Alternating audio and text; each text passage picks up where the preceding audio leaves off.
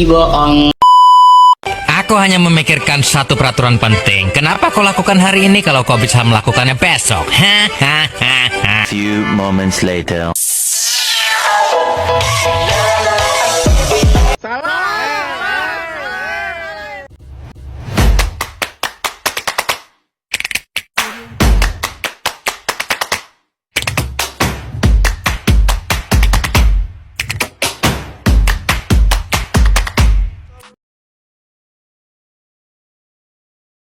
Assalamualaikum warahmatullahi wabarakatuh.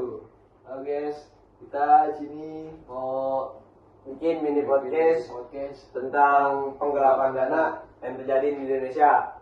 Perkenalin, nama gua Nugroho, samping gua ada saya Parisiap Kapi, dan saya akan memanggil bintang tamu kita yang sangat familiar di SMA Luda. Orang sekarang masuk. Masih bang. Sini bang. Ayo bang. Ya. Duduk secara maju bang. Mut geser. Sini.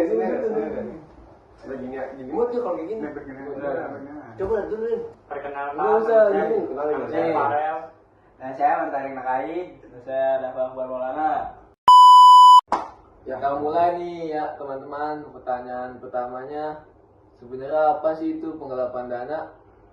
Dan apa yang buat dia beda dari korupsi atau pencurian biasa? Nah, Dapuk, tanggapannya? Penggelapan dana itu tindakan menyalahgunakan uang atau aset yang dipercayakan kepada seseorang, biasanya oleh perusahaan atau instansi. Ya. Bedanya dengan pencurian yaitu pelaku penggelapan awalnya punya akses atau kepercayaan atas dana tersebut. Sedangkan korupsi biasanya melibatkan penyalahgunaan kekuasaan publik atau wewenang untuk keuangan pribadi. Gitu. Iya. Ya, cukup. Makasih. Iya. Terus untuk pertanyaan kedua, ya yang saya ingin tanyakan nih kepada kalian, salah satunya menjawablah. Menurut kalian aja, apa saja modus-modus umum yang sering digunakan dalam kasus penggelapan dana? Menurut saya modusnya banyak, tapi yang paling umum adalah pemalsuan dokumen keuangan, membuat transaksi fiktif keuangan, membuat transaksi fiktif markup harga hingga memindahkan dana ke rekening pribadi secara bertahap. Biasanya dilakukan oleh orang yang punya akses langsung ke keuangan seperti bendahara atau manajer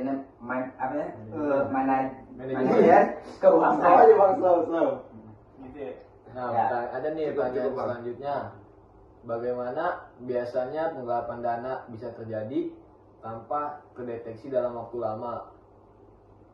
Silakan, saudara. Itu terjadi karena lemahnya sistem pengawasan internal. Banyak perusahaan atau instansi yang tidak rutin melakukan audit atau auditnya hanya formalitas. Selain itu, jika pelakunya punya posisi strategis, dia bisa memanipulasi data agar tidak terdeteksi. Benar nggak? Oke, cukup. Terus pertanyaan saya nih, satu lagi, menurut Anda, apakah hukuman bagi pelaku penggelapan dana di Indonesia sudah cukup memberikan efek jerak? Gimana Mas Dapuk? Lagi Efek jerak. Iya. Gimana tuh?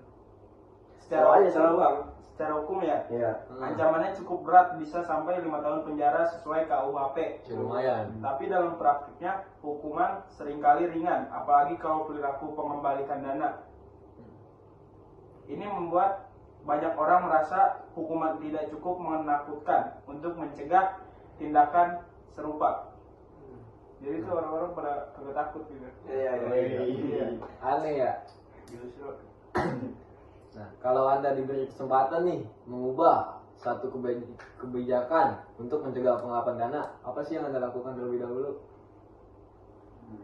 Menurut saya seakan perkuat sistem audit dan transparansi keuangan, termasuk mewajibkan laporan keuangan. keuangan digital yang bisa diakses publik. Selain itu, perlindungan bagi whistleblower harus ditingkatkan karena mereka adalah kunci utama dalam mengungkapkan kasus seperti ini, menurut saya ya. Dalam era digital sekarang, apakah teknologi membantu, mencegah, atau justru memudahkan terjadinya penggelapan? Teknologi itu seperti pedang bermata dua. Di satu sisi teknologi seperti sistem akuntansi digital, blockchain atau audit otomatis bisa memperkecil celah terjadinya penggelapan karena semua transaksi lebih transparan dan mudah ditelusuri.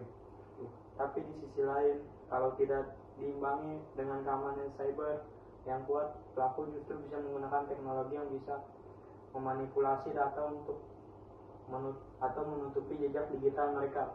Cukup. Makasih banyak nih narasumber yang udah ngeluangin waktunya. Datang, semoga makin banyak orang paham ya. Penggelapan dana bukan sekedar kriminal. Iya, betul. Nah, jadi nih guys ya, penggelapan dana bukan cuma soal kehilangan uang, tapi juga soal rusaknya kepercayaan. Iya, betul. Kuncinya ada di sistem pengawasan, keberanian, kemudian melapor dan penegakan hukum yang adil. Terima kasih nih sudah dengerin episode ini. Oke.